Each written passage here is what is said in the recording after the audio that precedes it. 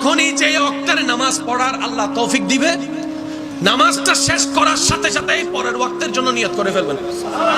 পারবেন? পারবেন ইনশাআল্লাহ। জোরে জোরে জোরে, আরে জোরে, দুই হাত তুলে দেখাই, বলেন ইনশাআল্লাহ। আরেকটু জোরে বলেন ইনশাআল্লাহ। এবার হাত নামান। যদি আপনি নামাজ পড়তে পারেন, ডবল সওয়াব, ডবল সওয়াবের ব্যবস্থা। এবার আপনি জোহর পড়েছেন, ভাইয়া প্লিজ, ফজর থেকে আপনি জোহর পড়েছেন, মাঝখানে অনেক গুনাহ ইচ্ছায় অনিচ্ছায় হয়েছে কি হয় নাই? এই জোহর পড়ার সাথে সাথে আল্লাহ দয়া করে আপনার আমার মাঝখানের গুনাহগুলো দয়া করে মাফ করে দিবেন। এবার জোহরের পর আপনি আসরের প্রস্তুতি নিলেন, মাঝখানে নিয়তের সওয়াব তো হয়ে গেল। আসর পড়ার সাথে সাথে জোহর এবং আসরের মাঝখানে গুনাহ যতগুলা আল্লাহ দয়া করে চাইলে মাফ করে দিবেন। তাহলে নামাজ শুধু আপনার সওয়াব পাওয়ার বিষয় নয়, গুনাহ মাফের বিষয়ও হচ্ছে নামাজ।